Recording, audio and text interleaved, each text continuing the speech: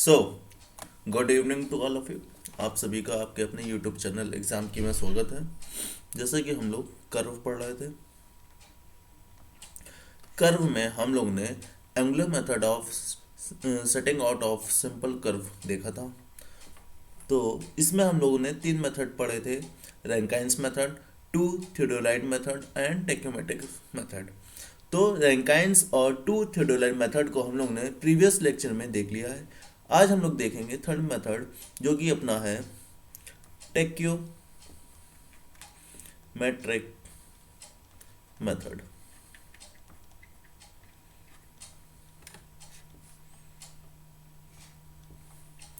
तो टेक्योमेट्रिक method Rankine's method की तरह ही सेम होता है, जिसको हम लोग यहाँ पे फिगर के माध्यम से समझते हैं।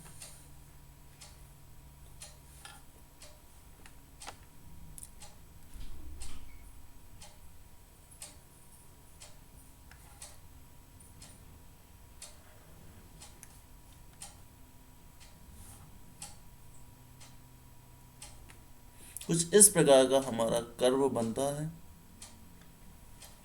अब यहाँ पे हम लोगों की टेंजेंट पास होती है। एक सेकंड, इसको फिर से बना लेते हैं।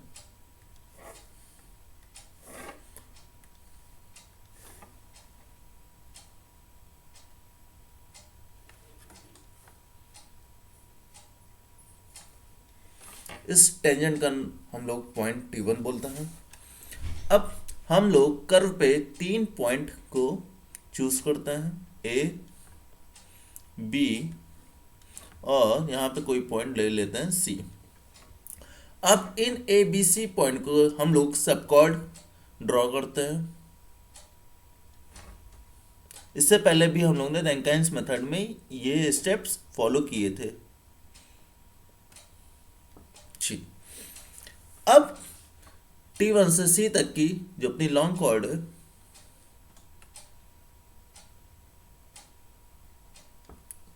ये भी ड्रॉ कर लेते हैं। अब जैसा कि हम जानते हैं कि टेंजेंट से जो अपना सबकॉर्ड T1A है, यहां तक का बनने वाला जो एंगल होगा, इसको हमने डेल्टा 1 मान लिया। ठीक है ना, ये हमारा एंगल डेल्टा 1 हो गया। इसी प्रकार हम लोग इस टेंजेंट लाइन से अब हमें बी तक का एंगल देखना है। तो यहां पे हम लोग T1 से बी तक की एक सबकॉर्ड खींच लेते हैं। अब इससे पहले हम लोग रैंकाइंस मेथड में क्या कर रहे थे, एक की जो सबकॉर्ड है इसी को आगे हम लोग प्रोड्यूस कर रहे थे और यहां से हम लोग एंगल ले रहे थे। जबकि इस टेक्योमेट्रिक मेथड में हम लोग डायरेक्ट टेंजेंट लाइन से ही एंगल मेजर करते हैं। तो यहां तक का जो एंगल होगा, इस एंगल को हम लोग बोलेंगे डेल्टा 2। नेक्स्ट स्टेप में हम लोग देखेंगे कि जो अपनी T1C की जो सब कॉर्ड है, ये लॉन्ग कॉर्ड है और लॉन्ग कॉर्ड से टेंजेंट लाइन तक का बनने वाला जो एंगल होगा, इसको हम लोग बोलेंगे डेल्टा 3। ठीक है गाइस, तो यहाँ पे टेक्योमेट्रिक मेथड में हम लोग टेंजेंट लाइन से ही कॉर्ड तक की एंगल को मेजर करते हैं। यहाँ पे हम लोग ऐसा नहीं करते जैसे रैंकाइंस में कर रहे थे कि ए को आगे सब कॉर्ड को हम लोग प्रोड्यूस कर रहे थे, फिर बी की सब कॉर्ड को हम लोग प्रोड्यूस करके एंगल मेजर कर रहे थे। यहाँ पे डायरेक्ट हम लोग टेंजेंट लाइन से ही अपने एंगल को मेजर करते हैं। अब इसमें हम लोग ने एक चीज देखी थी कि जो सेंटर पे हमारा एंगल बन रहा था, वो इसका 2 गुना हो रहा था। ये है O पॉइंट। तो ये जो एंगल L डेल्टा 1 है, यहां पे बनने वाला एंगल 2 डेल्टा 1 था। इसी प्रकार यहां पे जो एंगल बन रहा था डेल्टा 2, तो वो यहां से लेकर नहीं, वो हमारे इस पॉइंट से लेकर यहां तक के बनने वाला एंगल 2 डेल्टा 2 होगा, क्योंकि हमारा जो यहाँ पे डेल्टा 2 बन रहा है वो टेंजेंट लाइन से यहाँ तक का एंगल है। सेम इसी प्रकार यहाँ से लेकर पूरा यहाँ तक का जो एंगल होगा वो 2 डेल्टा 3 होगा। तो आई होप गाइस कि आपको ये चीज़ समझ में आ रही होगी। अगर इसी प्रकार हमने यहाँ पे 3 पॉइंट लिए, अगर हमें यहाँ पे काफ़ी पॉइंट लेने होते तो हम इससे ज़्यादा भी पॉइंट यहाँ पे लेके अपने एंगल मेजर कर सकते थे। अब इतनी बात तो सबको समझ में आ गई होगी। अब यहाँ पे हम लोग सब कॉर्ड की डिस्टेंस मेजर करते हैं और नाम देते हैं इसको B1। ए से बी तक की सब कॉर्ड को नाम दिए B2 और बी से सी तक के दिए B3। ठीक है गाइस, चलिए अब इसको हम लोग समझते हुए आगे चलते हैं कि जो हमारी लॉन्ग कॉर्ड होती है, जैसा कि हम जानते हैं लॉन्ग कॉर्ड का जो फॉर्मूला होता है वो क्या होता है, 2r साइन डेल्टा बाई 2। इतना तो हम लोग ने पहले वीडियो में भी देख चुके हैं।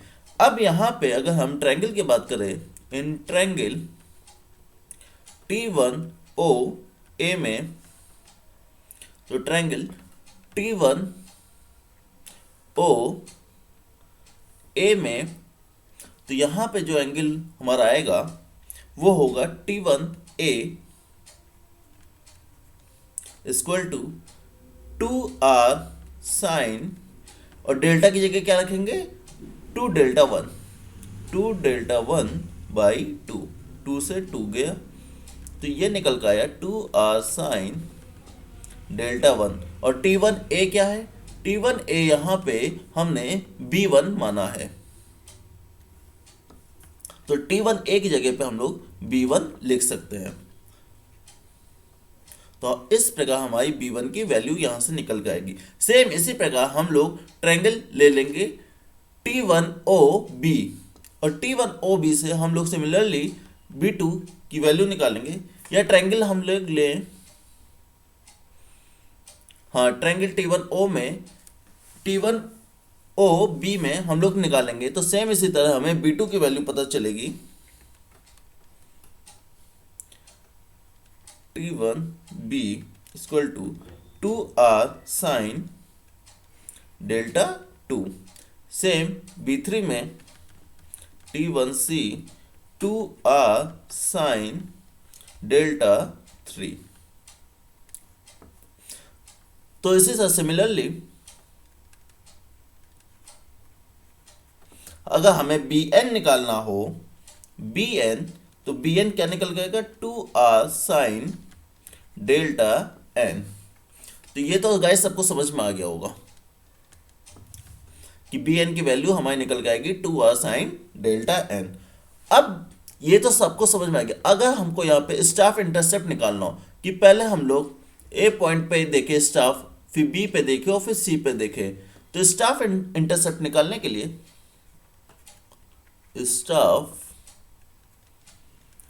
इंटरसेप्ट अगर हमको निकालना हो तो L इक्वल टू होता है, हम लोग ने पढ़ा था, F upon I S plus F plus D।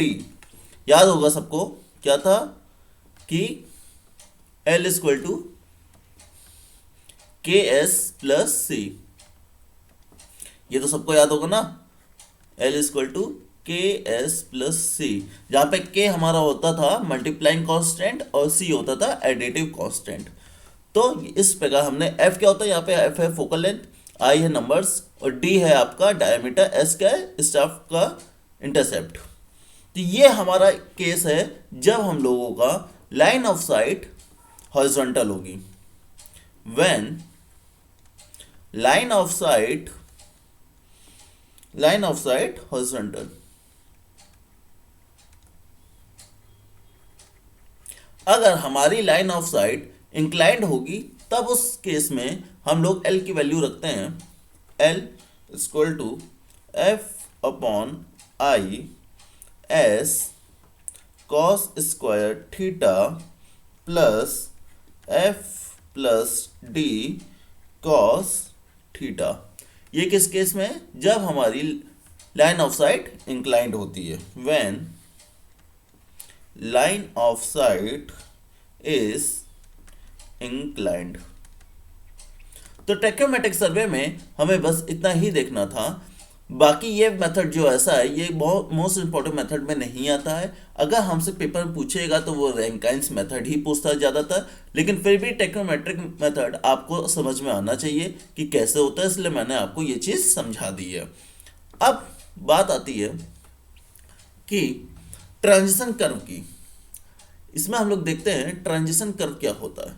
वैसे तो आप लोग ने ट्रांजिशन कर्व हाईवे में भी पढ़ा होगा, लेकिन हमारे इस चैप्टर में भी है तो इसको भी हम लोग यहाँ पे देखते हुए चलते हैं कि ट्रांजिशन कर्व क्या होता है। तो ट्रांजिशन कर्व कुछ भी नहीं है कि जब हम लोग कर्व बनाते हैं तो कर्व में टेंजेंट लाइन से होते हुए अगर हमको जब कर्व बनाना होता है तो उसके बीच में हम लोग ट्रांजिशन कर्व को प्रोवाइड करते हैं।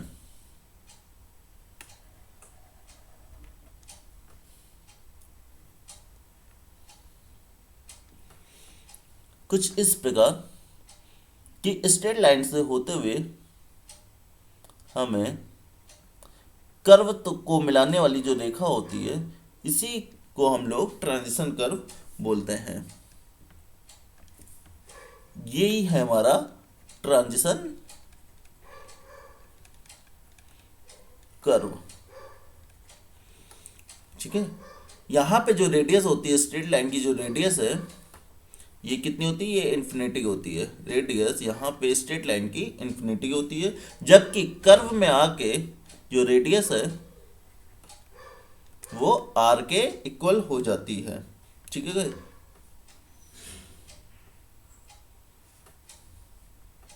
तो चलिए इसमें हम लोग ट्रांजिशन कर्व की थ्योरी लिख लें कि ट्रांजिशन कर्व होता क्या है।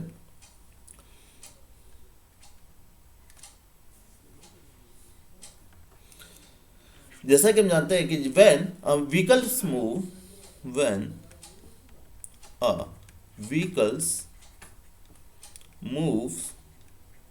On a curve, a centrifugal force a centrifugal force acts on in, thus sudden transition from a straight line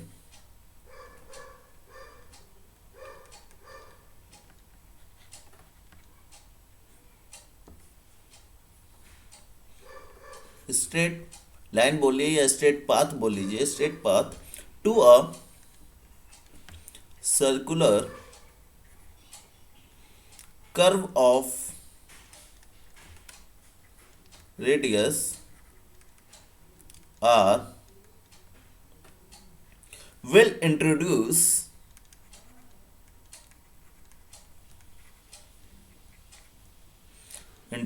the centrifugal force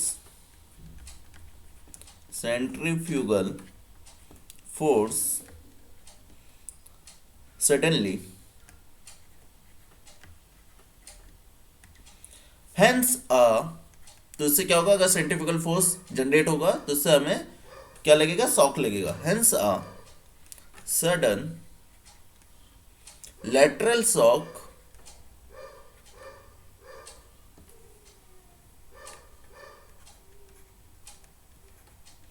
will be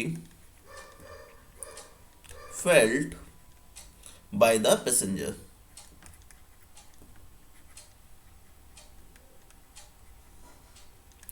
तो जब हम लोग रेडियस इन्फिनिटी से अगर हम लोग डायरेक्ट रेडियस आर में मूव करते हैं, व्हीकल हमारी मूव करती है, तो वहां पर सेंट्रीफ्यूगल फोर्स जनरेट होता है और सेंट्रीफ्यूगल फोर्स की वजह से जो हमारे पैसेंजर होते हैं, जो व्हीकल्स में बैठे होते हैं पैसेंजर, उनको अचानक से एक झटका लगता है, एक शॉक लगता है ना, उनको जर्क महसूस होता है। तो ये इसके लिए हम लोग ट्रांजिशन कर्व को प्रोवाइड करते हैं।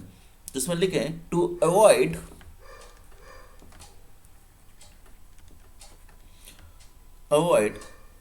we introduce a curve we introduce a curve of varying radius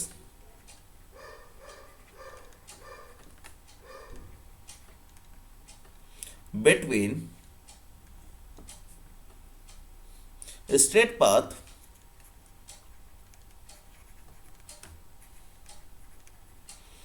circular curve such that the radius changes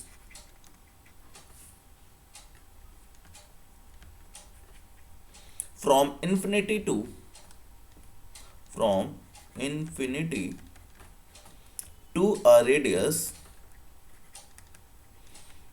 r of circular curve। तो इस सेंट्रीफ्यूगल फोर्स को हम लोग अवॉइड करने के लिए हम लोग जो इन्फिनिटी रेडियस लेके रेडियस आर तक के बीच में हम लोग एक कर्व को प्रोवाइड करते हैं। इसी कर्व को हम लोग ट्रांजिशन कर्व बोलते हैं। This curve of varying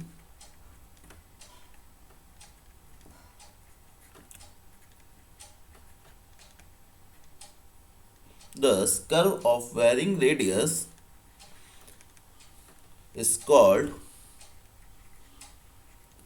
transition curve. तो ट्रांजिशन कर्व हम लोग अपनी रोड में भी यूज करते हैं और रेलवे लाइंस में भी यूज हम लोग यहाँ पे ट्रांजिशन कर्व का करते हैं। चलिए अगर हम लोग यहाँ पे देखें कि इसके ऑब्जेक्ट क्या कौन कौन से हैं, तो object of transition curve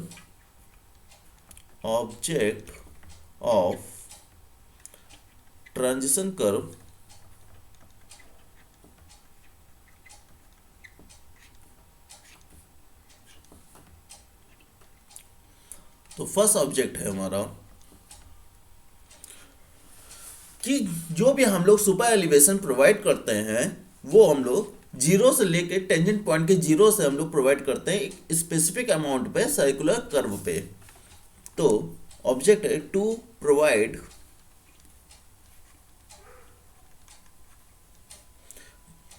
the super elevation. Super elevation सब लोग जानते होंगे, नहीं जानते तो मैं वो भी बता देता हूं। Super elevation gradually from zero at the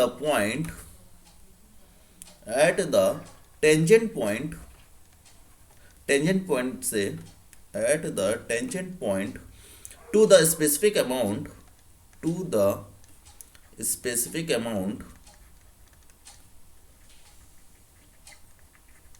on the circular curve। Super elevation क्या होता है, जब हम लोग स्ट्रेट लाइन से होते हुए सर्कुलर कर्व की ओर मूव करते हैं तो यहां पे सेंट्रीफ्यूगल फोर्स एक्ट करता है, ठीक है ना। यहां पे क्या होगा, सेंट्रीफ्यूगल फोर्स एक्ट करेगा अगर हम इस डायरेक्शन में जा रहे हैं तो इसके लिए हम लोग सुपर एलिवेशन प्रोवाइड करते हैं। जो इसकी इनर एज होती है ये वाली, इसको हम लोग थोड़ा सा नीचे कर देते हैं और इसकी आउटर एज को हम लोग ऊपर की ओर उठा देते हैं, ठीक है ना।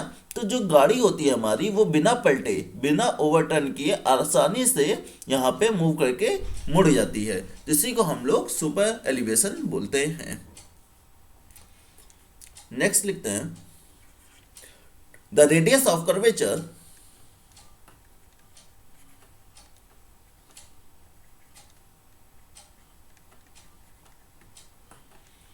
या तो इंक्रीज करेगा या तो फिर डिक्रीज करेगा, इंक्रीजेस और डिक्रीजेस ग्रेजुअली। तो यहां पे जो रेडियस ऑफ कर्वेचर होता है वो तो या तो बढ़ेगा या तो फिर घटेगा एक सर्टेन मैनर पे। और इसके लिए टू अवॉइड ओवरटर्निंग, मतलब कि गाड़ी पलटे ना, ओवरटर्निंग ऑफ द व्हीकल। तो व्हीकल की ओवरटर्निंग को अवॉइड करते हैं हम लोग ट्रांजिशन कर्व से, ऑफ द व्हीकल। नेक्स्ट है और बताइए it is provide for the, क्यों प्रोवाइड करते हैं, it is provided for the gradual change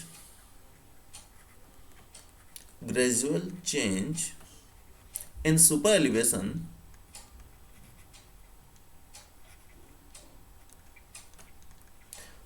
elevation in a convenient manner. जो हमारा कन्वीनियंट मैनर होता है उसमें हम लोग सुपर एलिवेशन में ग्रेजुअल चेंज प्रोवाइड करते हैं, ठीक है ना। और ऑब्जेक्ट क्या हो सकता है, हाँ, कि जो पैसेंजर का डिसकंफर्ट है वो भी अवॉइड हो जाता है। तो इसको हम लोग ऐसे लिखे कि to eliminate discomfort to passenger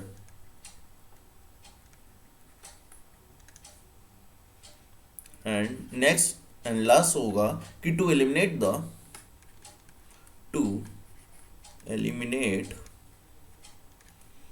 the danger of डीरेलमेंट।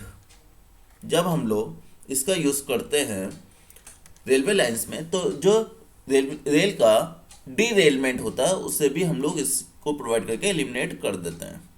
तो ये तो बात हो गई अपने ऑब्जेक्ट की। अब अगर रिक्वायरमेंट देखें कि ट्रांजिशन कर्व की रिक्वायरमेंट क्या है, तो वो हेडिंग डालते हैं requirement of a transition curve.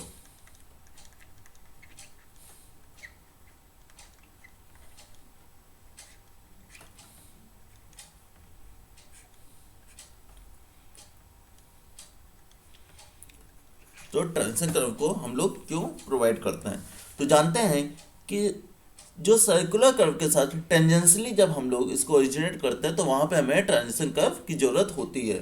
तो it should originate tangentially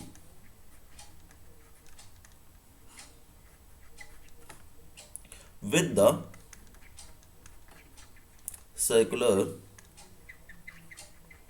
curve। Second point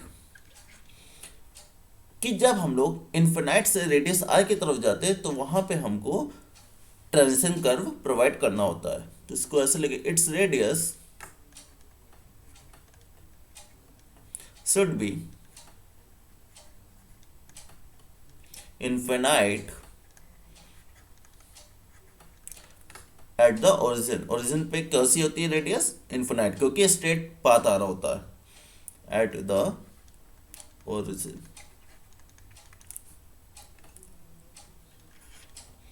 its radius at the junction its radius at the junction with the circular curve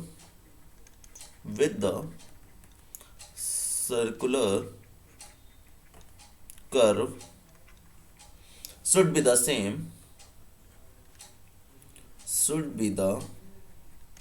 same as that of the circular curve। तो मतलब कि जब हमारी radius junction पे होगी तो वहां पे रेडियस क्या हो जाएगी, वो सर्कुलर कर्व के रेडियस के सेम हो जाएगी। अगर सर्कुलर कर्व की रेडियस आर है तो वहां पे भी जो रेडियस होगी वो आर हो जाएगी, ठीक है ना। नेक्स्ट एंड लास्ट होता है कि it's length should be such that full super elevation is attained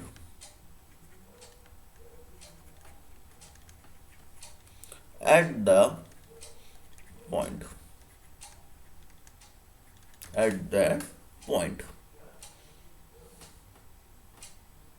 तो ये तो हो गई हमारी रिक्वायरमेंट। लेकिन अब इसमें यहाँ पे एक चीज़ हम लोग और देख लेते हैं कि जो हमारा कंबाइंड या फिर कंपोजिट कर्व होता है वो क्या होता है। तो हेडिंग डालते हैं कंबाइंड और composite curve.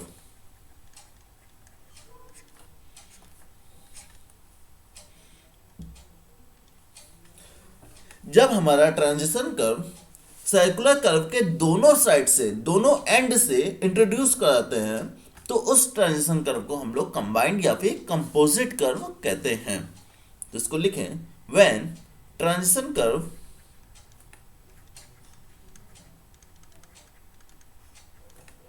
when transition curves are introduced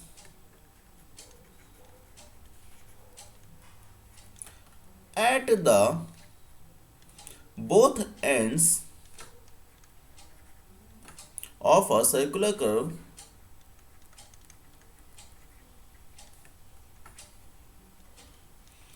the transition curve